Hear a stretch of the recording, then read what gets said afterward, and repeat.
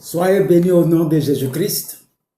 Que la grâce de Dieu soit sur vous et que la paix de Dieu vous accompagne en tout chose dans le nom de Jésus-Christ.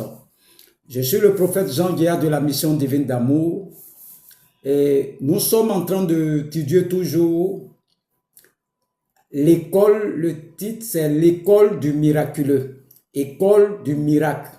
Ça prend le titre que tu veux, l'école des miracles, l'école miraculeuse, tout ce que tu connais. Mais nous apprenons facilement à opérer dans le surnaturel. Comment opérer facilement dans le surnaturel? Nous suivons l'exemple du Maître, le Seigneur Jésus-Christ. C'est son exemple qui nous a laissé. Les gens ont mystifié le miracle. Les miracles. Les gens ont mystifié les miracles. Mais les miracles, tout le monde peut faire les miracles parce que Jésus a dit, voici, dans Marc 16, les miracles qui vont accompagner tous ceux qui vont croire. Il n'a pas dit, il y a une catégorie de personnes qui vont faire des miracles. Il dit, ceux qui vont croire là, vont opérer dans le surnaturel. Quand vous attendez opérer dans le surnaturel, c'est ceux qui ont compris ce qu'on appelle les miracles. C'est Jésus même qui fait les miracles au travers de toi-même. Donc, tout le monde va à l'église, mais ce n'est pas tout le monde qui fait un miracle. Il y a des gens, c'est un don que Dieu leur a donné. Mais Dieu donne la possibilité au plus petit même de l'église d'opérer dans le surnaturel. Donc, nous allons prendre des passages encore pour te montrer comment opérer dans le surnaturel. Nous allons prendre Luc 7. Luc 7. Luc 7 à partir du verset 1. C'est une formation, on va doucement. Formation n'est pas pressée. Pour ceux qui écoutent 2 minutes, 3 minutes, je vois des gens qui me suivent 2 minutes. Je ne sais pas qu'est-ce que les personnes cherchent. C'est une formation. Il faut prendre note, prendre bic et feuille. Au moment où je parle, il y a des choses qui t'intéressent, que ça vient dans ton cœur, ça tu te rappelles. Tu prends note et après tu révises. C'est ce qu'on appelle la formation. Donc, Luc 7, verset 1. On dit, après avoir achevé tous ses discours devant le peuple qui l'écoutait, Jésus-Christ, notre Seigneur, entra à Capernaum.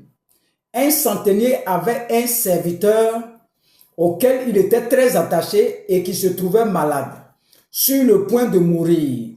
Ayant entendu parler de Jésus, il lui envoya quelques amis quelques anciens des Juifs pour le prier de venir guérir son serviteur.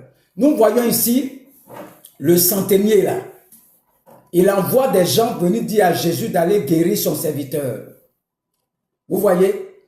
Et il arrivait auprès de Jésus et lui adressait d'instantes supplications disant, il mérite que tu lui accordes cela. Ce qu'il a envoyé là, il dit, il mérite. Car il aime notre nation, il aime les Juifs et c'est lui qui a bâti notre église, synagogue, c'est église. Jésus étant allé avec eux, n'était guère éloigné de la maison quand le centenier lui-même envoya des amis pour lui dire, Seigneur, ne prends pas tant de peine, car je ne suis pas digne que tu entres sur mon toit. C'est aussi pour cela que je ne me suis pas cru digne d'aller en personne vers toi. Mais dis un mot et mon serviteur sera guéri. Dis un mot, c'est de là que tout le mieux. Il a déjà la foi, il a déjà posé l'action. Dis seulement un mot, Jésus. Car moi qui suis soumis à des supérieurs, j'ai des soldats sous mes ordres. Et je dis à l'un, va, et il va, à l'autre, viens, et il vient, et à mon serviteur, fais cela, et il le fait. Lorsque Jésus a entendu ces paroles, la foi vient de ce qu'on entend, il admira le centenier. Et se tournant vers la foule qui le suivait, il dit, je vous le dis, même en Israël, je n'ai pas trouvé une aussi grande foi. Le centenier a déjà manifesté la foi. Jésus va faire quelque chose encore. De retour à la maison, les gens envoyés par le centenier trouvaient guéri le serviteur qui avait été malade. Est-ce que Jésus-Christ a dit quoi là? Le monsieur a déjà la foi. Il a déjà fait l'action. Il a déjà fait libérer la parole depuis sa maison. Il dit, je ne suis pas digne que tu entres chez moi. Dis seulement un mot. Et puis, regarde ce qu'il a mis dessus. Et ton serviteur sera guéri. Le verset 7. C'est de là. Il a parlé. La foi parle. C'était dans son cœur. Je crois que s'il vient, il va guérir mon... Mais après, c'est sorti par la parole. La foi s'appuie sur ta croyance, sur ta conviction.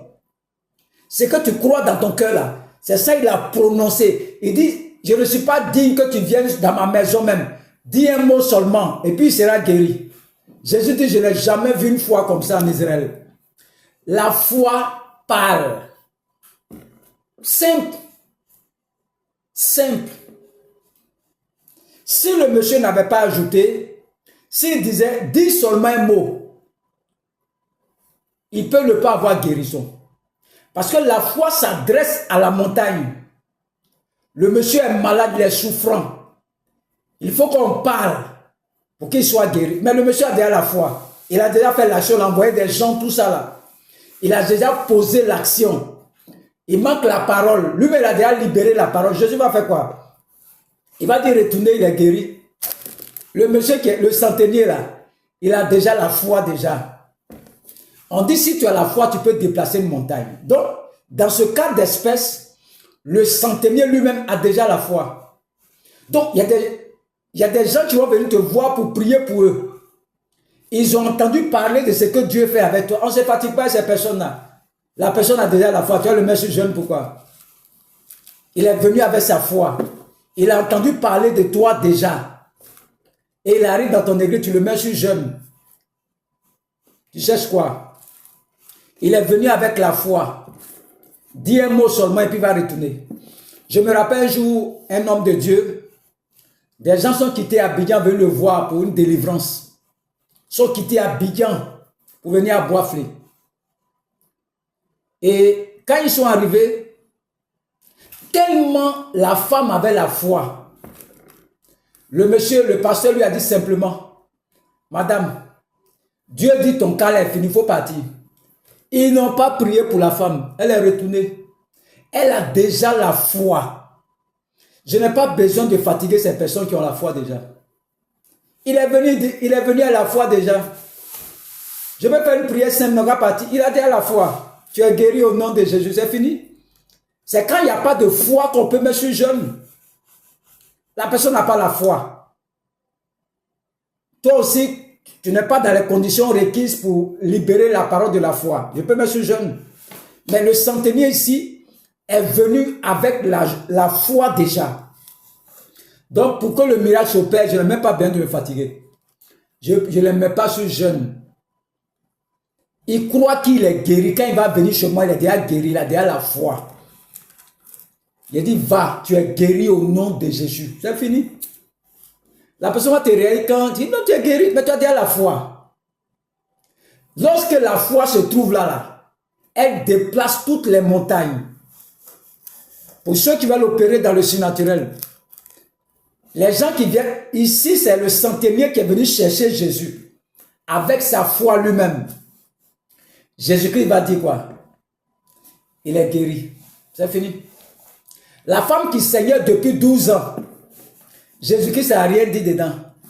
Elle est dans sa maison que si je le touche là, je serai guéri. Elle a déjà parlé. La foi parle. On a vu le cas de Pierre, le paralytique aîné, qui est couché sur le lit depuis 8 ans. C'est l'apôtre Paul.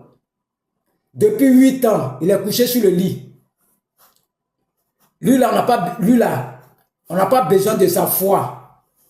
Il est malade depuis longtemps. Il ne faut pas le mettre sur jeune. Il est paralysé encore. Les pieds impotents. Pierre dit, aîné, je te le dis, Jésus te guérit.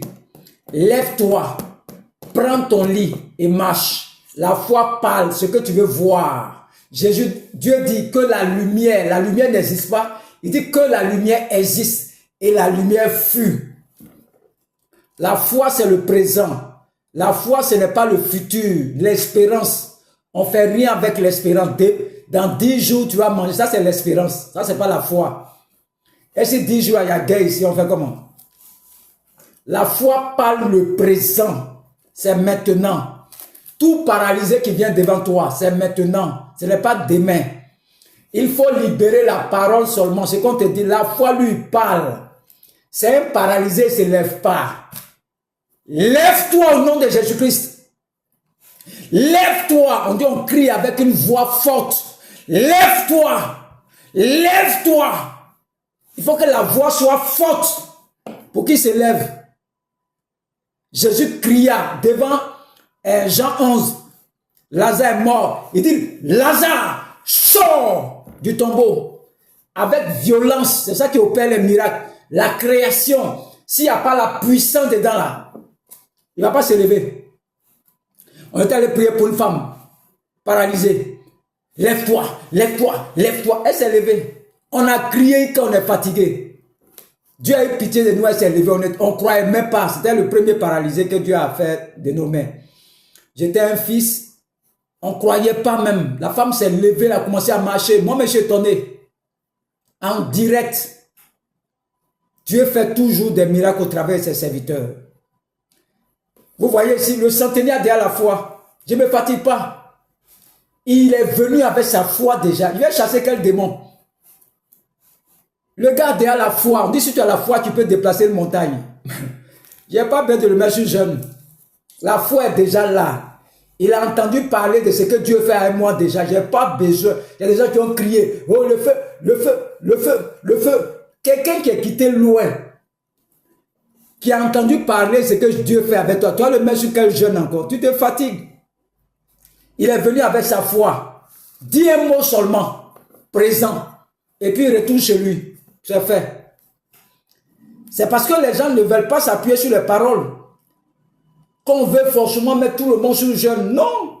Moi, tu viens me voir. Tu es quitté aux États-Unis ou au Canada. Tu es venu me voir. Regarde la foi que tu as pour venir. Mais tu arrives là, mon frère. C'est réglé au nom. Dieu te prend pour se promener pour manger dans les restaurants. Tu es guéri dans le nom. La main, tu es quitté aux États-Unis comme le centenier là. Tu as laissé tous les serviteurs. C'est moi qui est venu voir moi-même là. Tu es guéri dans le nom de Jésus. Alors retourne chez toi. Tu as fini. Il a déjà la foi. Tu vas le conserver. Pourquoi? Quelqu'un qui a la foi, on ne le garde plus. À un moment, ça devient amitié, connaissance, camaraderie. Et puis, il n'y a plus l'onction. Quelqu'un qui a entendu parler de moi, il sait que ce que Dieu fait avec moi, il vient me voir. Je vais le mettre sur quel jeu. Il a déjà la foi. La foi vient de ce qu'il a entendu. Il a entendu que Dieu opère les miracles avec moi. Miracle, c'est quoi? La foi. Si moi, je n'ai pas la foi, le pasteur, que mon malade est venu avec sa foi, je n'ai pas besoin de le mettre sur jeune. Jésus a dit, si tu as une foi comme un grain de sénévé, tu peux déplacer la montagne. Je n'ai pas besoin de me fatiguer. Tu quittes aux États-Unis, au Canada, en Afrique, tu viens me voir, ton problème est réglé. Regarde comment tu as payé transport. Je suis en Côte d'Ivoire, si tu viens me retrouver, tu es guéri dans le nom de Jésus-Christ. C'est vrai que Jésus-Christ a dit, non. Bon, dites au centenier que son malade là, c'est réglé. Et à l'heure même que Jésus a parlé, il est guéri là-bas. Parce que le centenier a déjà la foi. Ce n'est pas le malade qui avait la foi, mais c'est le centenier qui avait la foi. Là où il y a la foi, on ne fait pas trop il ne faut pas trop parler. Tu vas tuer la foi qui est en toi. Alléluia. On va voir Luc 5 encore, versets 12 à 15. Guérison d'un lépreux, d'un paralytique. On dit Jésus était dans une ville et voici un homme couvert de lèpre. L'ayant vu, tomba sur sa face et lui fit cette prière. Écoutez la prière du lépreux. Seigneur, si tu le veux, tu peux me rendre pur. Il a déjà la foi. Est-ce que Jésus va le mettre sur jeune? Regardez la réponse de Jésus. Jésus étendit la main, le toucha. Il dit, je le veux. Sois pur. Quelqu'un qui a mot de vente, qui a tourné quand il sait que, on dit, toi, tu peux le guérir, il est venu te voir. Tu lui as demandé, pourquoi tu es venu me voir? Il dit, je crois que Dieu peut opérer le miracle ici. Il a déjà la foi. Tu le regardes. Le mot de vente est parti au nom de Jésus. Il faut partir, c'est fini. Mais tu as déjà la foi. Pourquoi il me fatiguer encore? Pourquoi je te mets sous jeûne pour conserver? Il y a d'autres qui conservent les gens 3 jours, 1 semaine pour faire quoi? C'est la foi. Quand elle est là, elle déplace les montagnes. Jésus dit, je le veux, sois pur. Aussitôt la lèpre le quitta. Jésus parle. Je le veux, sois pur. Il n'a pas dit que je chasse des démons de lèpre. Je le veux, sois pur. C'est tout. Le lépreux est venu lui-même. Il a dit à la foi, c'est lui-même qui est venu. Ce n'est pas moi qui l'ai appelé. Je ne suis pas allé chez lui. Il me connaît. On dit, regardez bien, un homme couvert de lèpre, l'ayant vu, il a déjà entendu parler de ce que Jésus fait. On poursuit le verset 14. Il dit, puis il ordonna de n'en parler à personne, mais dit-il, va te montrer au sacrificateur et offre pour ta purification ce que Moïse a prescrit, afin que cela leur serve de témoignage. Vous voyez? Très simple. Il y a un problème d'impureté ici. Le lépreux arrive et dit, non, moi je sais que tu peux me rendre pur. C'est sa prière. Tu peux me rendre pur. Jésus t'a dit à la foi. Pourquoi elle me fatiguer? Je le veux, sois pur. Allez, rentre chez toi. La foi là, c'est pas... C'est nos gens là qui ont compliqué. Sinon, c'est même pas compliqué. Toi, tu es à l'école de miraculeux là. Tu dois opérer dans le miracle. Tu dois opérer dans le miracle. Très simple. C'est parler seulement. Tchatché.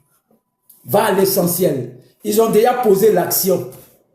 L'action, plus le résultat, donne le miracle. Très facile. On va prendre encore Luc 5. Luc 5, verset 12. On va prendre verset 1 à 11. 1 à 11. On va aller un peu vite. C'est Jésus-Christ, la pêche miraculeuse. Où Jésus a fait multiplier les poissons. Ils ont pêché beaucoup de poissons, des pierres. Là. On va sauter un peu. Le verset 4. On dit, lorsqu'il eut cessé de parler, il dit à Simon, Jésus maintenant, la foi parle. Vous voyez, il va leur donner l'instruction. Il dit, avance en pleine eau et jetez vos filets pour pêcher. Simon lui répondit, maître, nous avons travaillé toute la nuit sans rien prendre, mais sur ta parole, je jeterai le filet. L'ayant jeté, il prit une grosse quantité de poissons. C'est-à-dire, Jésus parle, avance et jetez le filet pour pêcher. Il a mis dessus pour pêcher. Pierre dit, nous avons pêché toute la nuit, mais sur ta parole, l'obéissance. Quelqu'un qui n'obéit pas, ça ne passe pas. J'ai dit à une fille un jour qui avait sinusite. Il a dit, va prendre de l'eau, j'ai pris rapidement, tu l'as guéri. Elle dit, non, dans la communauté, on ne prend pas l'eau. Il a dit, il faut partir. Ah, moi, c'est comme ça, Dieu travaille, moi. Dieu travaille avec ses serviteurs de manière différente. Moi, il travaille l'eau, le sel, l'huile. Si tu veux, il faut dire ce que tu veux. C'est comme ça. Moi, je suis prophète. C'est comme ça qu'il travaille ici. Et elle dit que dans la communauté, on n'utilise pas l'eau. Il a dit, il faut partir.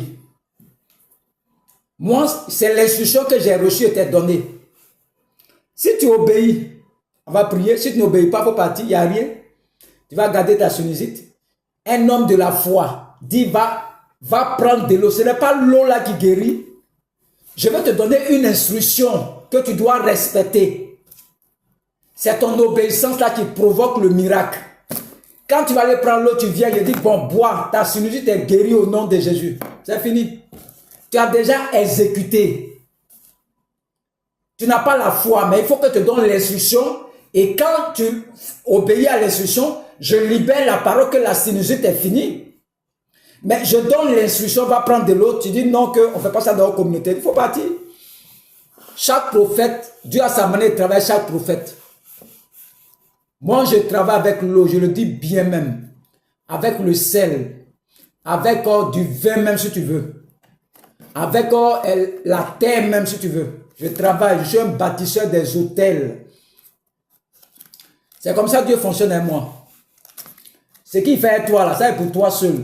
Moi, c'est comme ça, il travaille avec moi. Moi, je parle des carrefours.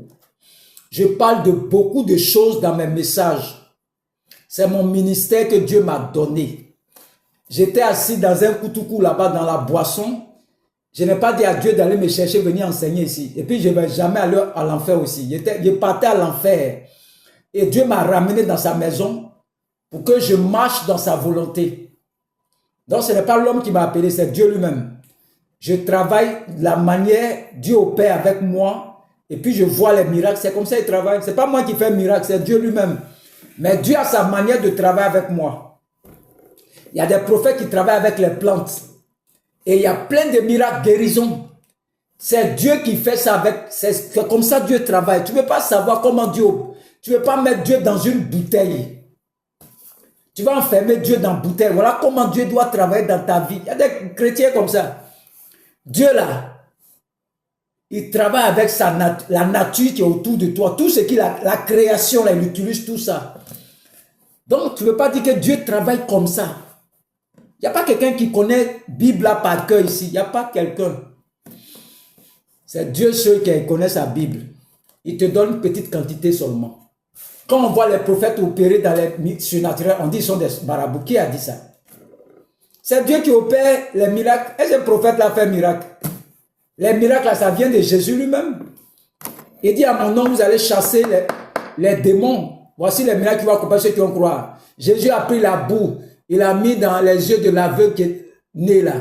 Il dit, va te rincer, il est guéri. Il y a des malades là. Il met sa salive. Il y a des malades, il met sa main. C'est lui seul. Il utilise tout ce qu'il veut pour opérer les miracles. Ça dépend de ce que Dieu fait avec toi. Donc quand tu connais comment Dieu travaille avec quelqu'un, il faut le regarder. C'est comme ça que Dieu travaille avec lui. Toi, peut-être c'est dans le jeûne, la prière. Il y a d'autres, c'est dans la parole que Dieu travaille avec eux. Dieu a toute sa manière, il travaille comme ça. Chacun, on dit il y a beaucoup de branches. Mais il y a un seul tronc. Donc les branches ne sont pas pareilles. Donc, Dieu travaille chacun.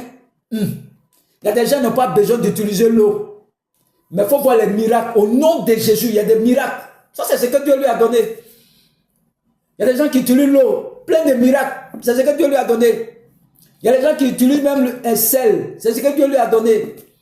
Mais les guérisons, les miracles s'opèrent toujours. Il dit, allez le dire que les boiteux marchent, les aveugles voient, les sourds entendent. Quand tu vois ces signes-là, moi je suis là, je suis un homme, je ne peux pas faire miracle, c'est Dieu qui fait miracle. Il demande simplement ma foi. On va voir Luc. Vous voyez, il dit à Pierre, avance. Jésus, Pierre n'a pas la foi ici. Ils ont tout fait la nuit, ils n'ont pas pu prendre poisson. Donc c'est Jésus lui-même maintenant qui doit libérer la parole de la foi. Jésus dit à Pierre, je sais que tu es un spécialiste de la pêche. Mais avance en pleine eau et jetez vos filets pour pêcher. Pierre peut dire non, moi ici il y a longtemps on pêche, on ne prend pas poisson. Pierre dit, on a travaillé toute la nuit. Mais sur ta parole, l'obéissance. Si Pierre refusait, il n'allait pas voir les miracles. Donc, ici, Pierre n'a pas la foi. Donc, Jésus doit libérer la parole. Pierre n'a pas la foi. Donc, c'est l'homme de Dieu lui-même qui doit libérer la parole de la foi. Et l'obéissance du malade va produire le miracle dans sa vie. Ce n'est pas tous les malades qui ont... Si moi j'ai la foi, je ne vais pas te mettre sous jeûne. J'ai déjà la foi. La parole est déjà là. Je vais te mettre sous jeûne, pourquoi? Pourquoi te mettre sous jeûne? Si ma foi est déjà là. Si j'ai essayé ma foi que ça ne passe pas, là on va jeûner. On va prendre un moment de jeûne. Mais si ma foi passe, on va essayer ma foi d'abord. Si ça ne passe pas, Jésus a dit ce type de malade, ce type de démon ne sort que par le jeûne et la prière. Mais si j'ai essayé ma foi que c'est passé, il n'y a pas de problème. Mais si ce n'est pas passé, on va jeûner. 3 jours, peut-être une semaine, 2 semaines, bien 90 jours, bien 30 jours. Et puis le problème est réglé une bonne fois pour toutes. On va prendre Luc 4. verset 38-39. Luc 4, verset 38-39. Tout est facile. Les miracles sont faciles. On dit, en sortant de la synagogue, il se rendit à la maison de Simon-Pierre. La belle-mère de Simon avait une violente fièvre. Et il le priait en sa faveur. Il y a des gens qui sont en train de dire à Jésus, pardon, la sœur de Pierre, là, la belle-mère de Pierre est malade. Il faut prier pour elle. Et Jésus s'étant penché vers elle. Parce que ceux qui ont parlé à Jésus ont déjà fait l'action. Il manque la parole. Eux, ils sont venus supplier Jésus-Christ. Ah, la belle-mère de Pierre est malade. Pardon, il faut prier pour elle. Ils ont déjà fait l'action. Ils croient que quand tu vas prier là, elle est guérie. La femme là, la belle-mère là, n'a pas la foi. Donc, Jésus-Christ maintenant, qu'est-ce qu'il va faire? On dit, s'étant penché vers elle, il menaça la fièvre. Et la fièvre la quitta. Menacée. Fièvre, je t'ordonne. On dit menaça. Fièvre, sors. Avec violence. Il a menacé ça. On dit, la fièvre la quitta en même temps. Et à l'instant, elle se leva et elle les servit. La fièvre, il a menacé ça. Tu n'as jamais vu quelqu'un qui te menace. Son regard seulement, tu as peur. S'il parle, tu as fui. Fièvre, sors de ce corps. Ah, les gens m'ont déjà supplié de prier pour elle déjà. Là, ils ont déjà posé l'action déjà. Je libère la parole. La femme n'a pas de... Elle est malade, elle n'a pas foi. Donc, Jésus-Christ, ceux qui ont supplié Jésus-Christ là, priaient Jésus de prier pour elle là. Ils sont venus avec la foi déjà. Mais Jésus libère la parole et puis c'est tout. Donc, le miracle c'est facile. Le miracle là, tu as l'école du miracle. Il faut que tu fasses t'essayer. Oh. Tous ceux qui sont malades n'ont qu'à s'aligner devant toi. Ils seront guéris dans le nom de Jésus-Christ. Quelle que soit la maladie. Avec tous ces enseignements qui étaient donnés, la foi lui parle. Il s'en fout, même si tu es paralysé depuis 20 ans. Il s'en fout de ça. Il dit, jeune frère, regarde-moi. Lève-toi. Avec violence. Sinon, ça ne passe pas. Si tu ne cries pas, lève-toi. Il ne va pas se lever. On dit, Jésus cria d'une voix forte. Que la lumière soit. Et la lumière fut. Avec puissance dans la voix. Lève-toi. Au nom de Jésus. Vous voyez? Pour ceux qui ont honte là, ça sera difficile. Hein? Toi, tu as honte de parler là. Ah, ça sera difficile. Mais je prie que tu sois rempli de cette foi, de cette force maintenant. Reçois la force maintenant. Et va opérer les miracles dans ton assemblée, dans ton église. Partout où tu vas passer là. Que les miracles t'accompagnent, les miracles te suivent dans le nom de Jésus-Christ. Que les miracles te suivent maintenant au nom de Jésus-Christ. Reçois l'onction maintenant, fais marcher les paralysés. Je libère cette onction sur toi maintenant. Aucun paralysé. Même si nous avons un village de paralysés. Si tu as bien suivi l'enseignement d'opérer dans les miracles, là, tu vas faire marcher toute la ville. Jésus, tu as vu un coin où Jésus a prié puis il y a eu échec. Parce qu'ils connaissent le principe, l'action plus le résultat dans le miracle. La belle-mère de Pierre, Simon, les gens sont venus prier Jésus. Eux, ils ont déjà fait l'action. Jésus arrive, il menace la fièvre. La pêche miraculeuse. Les pierres, ce sont des spéciales. Depuis longtemps, ils pêchent. Ils n'ont rien pris. Jésus dit, avance et jetez vos filets pour pêcher. Pierre dit, on a trop pêché. Mais sur ta parole, je jette le filet. Il a pris beaucoup de poissons. C'est parole contre parole. Tant que tu ne parles pas, il n'y a pas le surnaturel. Les prières dans le cœur, ça ne ressuscite pas mort. Je me rappelle un jour, il y a un jeune qui était mort sur notre table d'examen. Et moi, je suis venu, je vais ressusciter le mort. Quand je suis arrivé, je ne connaissais pas cet enseignement-là. Je me suis arrêté vers lui et le regarde. Je regarde le mort là. Je le regarde. Pour ouvrir ma bouche là, je suis en train de prier dans mon cœur. Il ne s'est pas levé. Parce que j'ai peur d'ouvrir ma bouche pour dire, jeune homme, lève-toi. Pour dire ça là. Je ne peux pas parler. Je vous dis, le jeune, sa main a bougé comme ça. Le dernier souffle. J'ai failli fuir. Son dernier souffle, et puis il s'en va là. Sa main a bougé. Quand sa main a bougé seulement là, il faut me voir, André, j'ai sauté clôture là pour partir. Manque de connaissance. J'attends ce mot là encore. Et là, si on peut le rebisser, mais je l'attends. Il va se lever. Je suis le prophète Jean Guéa de la mission divine d'amour. Ce mort-là, s'il vient maintenant, là, comme on ne peut pas dire qu'il faut venir là, il va se lever. Il va se lever.